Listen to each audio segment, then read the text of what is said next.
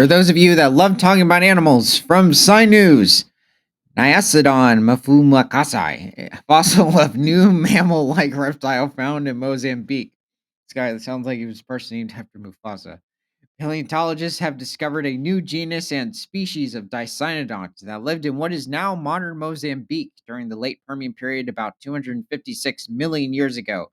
And now, from prehistoric to present, my name is Ethan. Welcome to Creature Guide Live Prehistoric News, and let's dive right back into the prehistoric news of the day.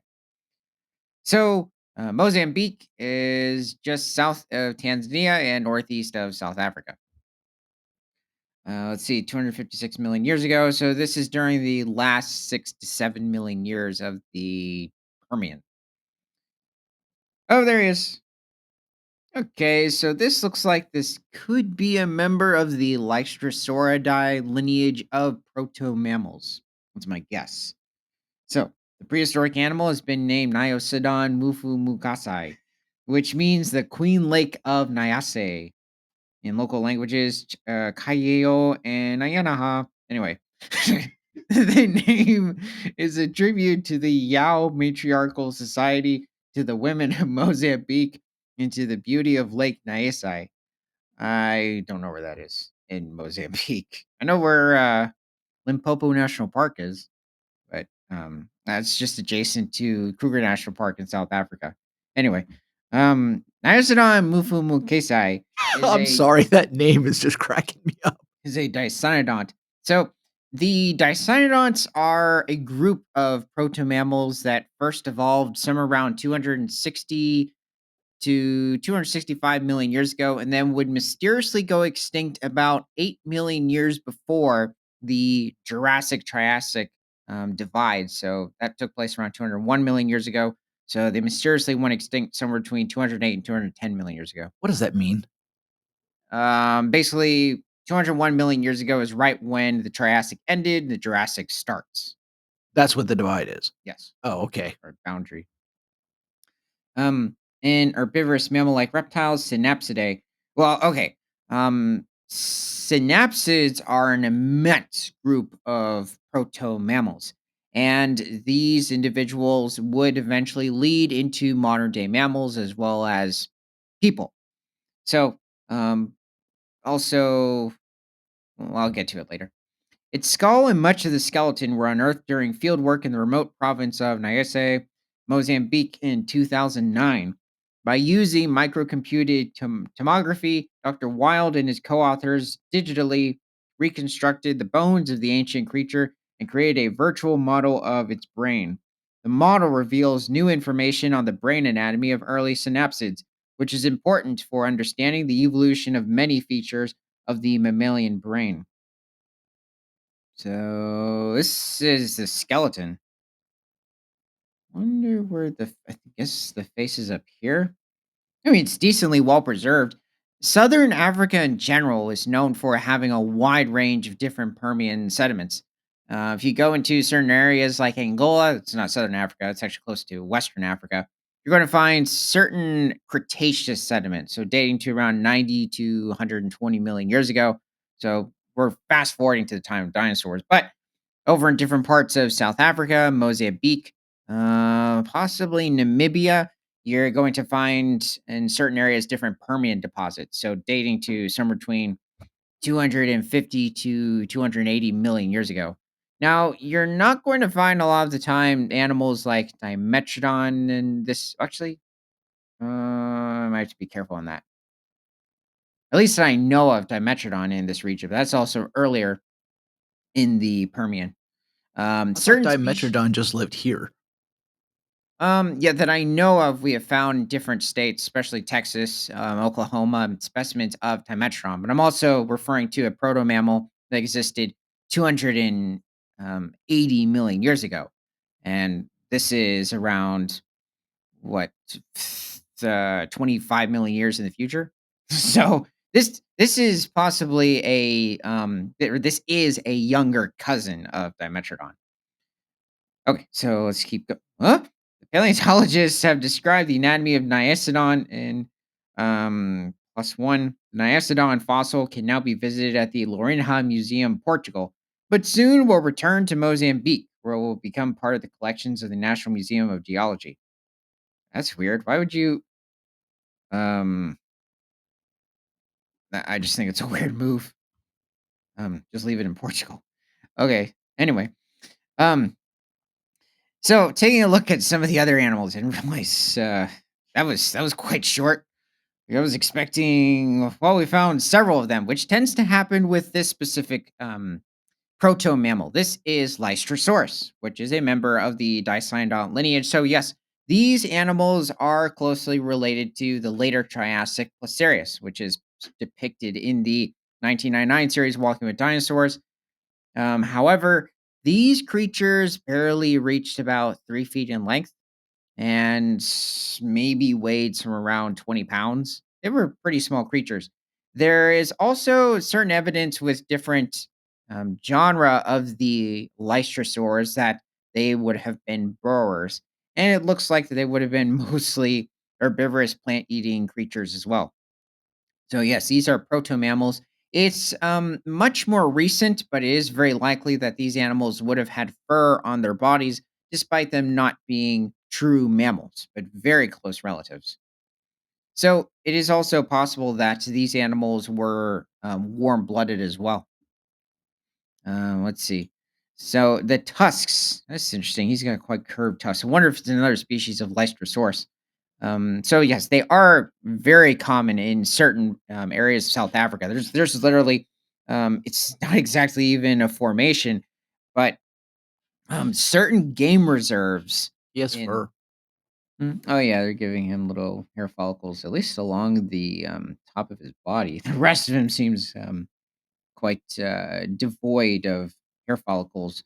But there's certain game reserves. So yes, like where there's zebras, ostriches, and in certain areas, literally, you're just walking on Leicester bodies. They're just covering the region. Wait, there's that many of them? Yeah, they were a very successful group back in the late Permian, at least based on those areas. It's kind of like when you're walking in certain formations over in Alberta, Canada, and you're in Lake Cretaceous sediments, so dating to about 75 million years ago, and there's just centrosaurs everywhere. Now, their bodies tend to be mixed up, and lysosaurs to an extent too, but technically there's hundreds of individuals that were well preserved in the area.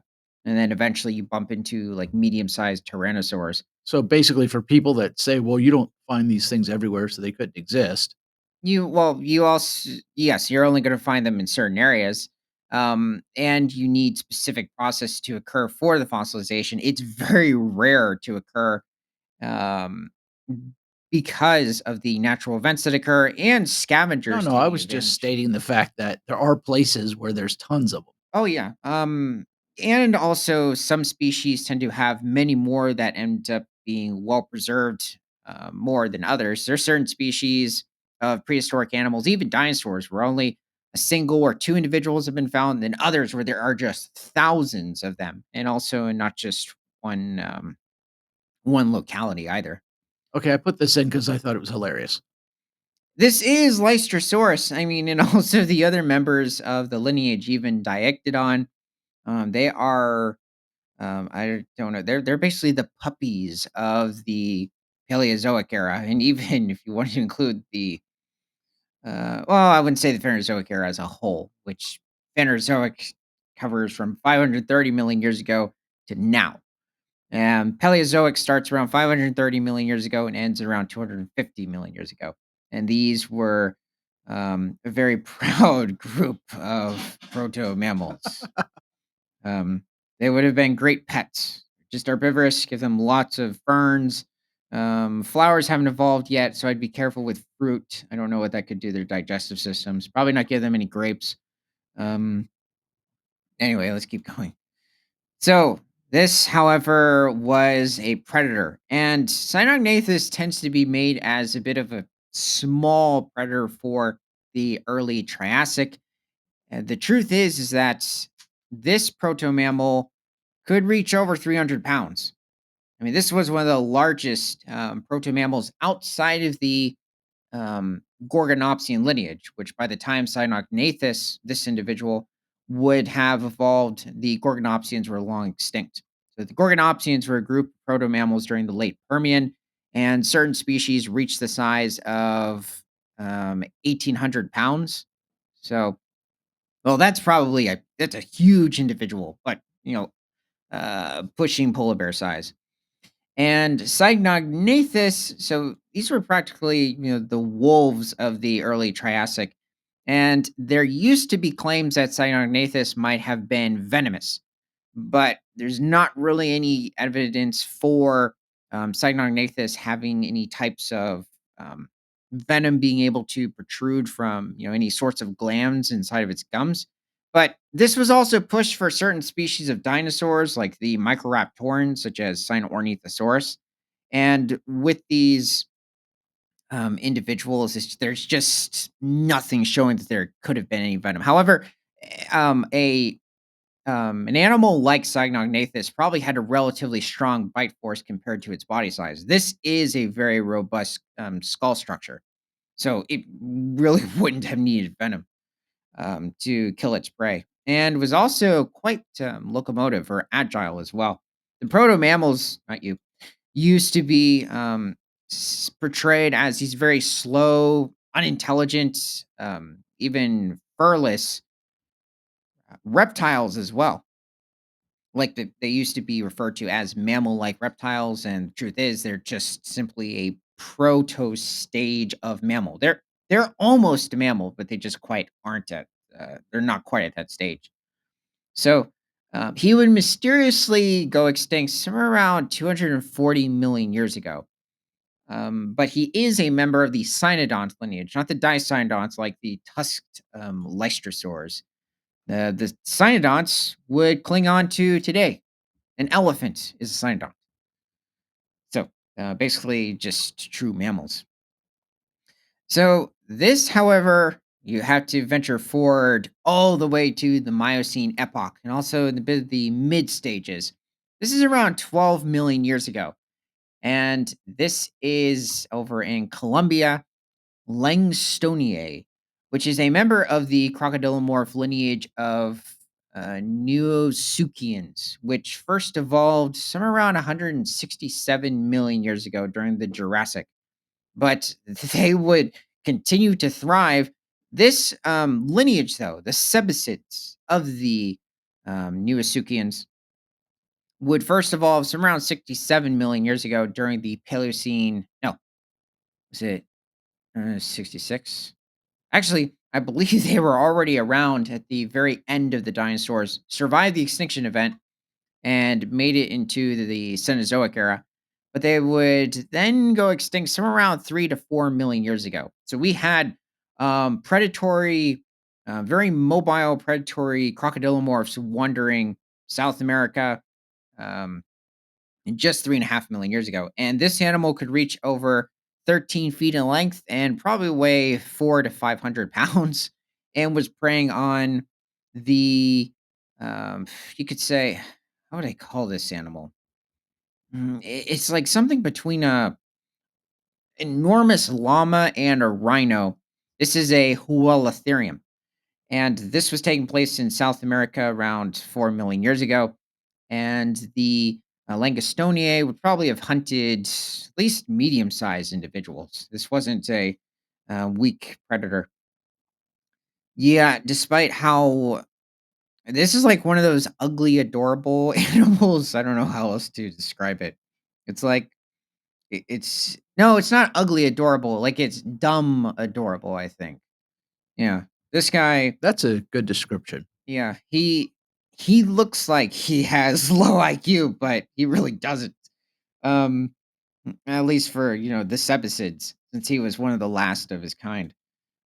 Well, I guess he became too much of a specialist, and for some reasons, the Sebasids, these terrestrial or land-based crocodilomorphs, would just disappear. This also is before the Ice Age popped up.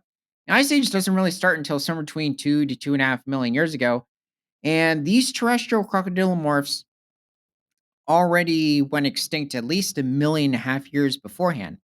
And maybe there were certain climatic changes that were going on, but their prey were still around. You had larger herbivores similar to the Hoeletherium, like the macrocanids. Actually, I think he is macrocanid, just specifically macrocenia. Basically, the family was still around, but he died out. It is possible that certain mammalian predators probably outcompeted the Langostoniae, maybe had a low reproductive, just a low egg laying rate, so like certain species of birds. That's a big question. I Um, just thought that I put that in because I thought it was a great drawing. Not yeah, that, yeah, it is. not that, Oh, that. oh, well, I mean, yeah, this is too. And it also is a very distinct sort of jaw structure. This is something that you see in certain species of Neosuchians, even back in the Mesozoic and during the time of the dinosaurs. Now, the Cebicids had like barely evolved at that point, but when you look at this, this is something that you would even see in certain land-based carnivores, like the Rausuchians during the Triassic period. So, different but somewhat resembling Postosuchus, which lived in um, Texas around 220 million years ago. So, let me know what your favorite species of cute proto mammal is. And from prehistoric to present, my name is Ethan. This is Creature Guy Live Daily News. Remember to like, comment, subscribe if you love talking about animals, and share this show with everyone you know, because nothing is better than all animals all the time.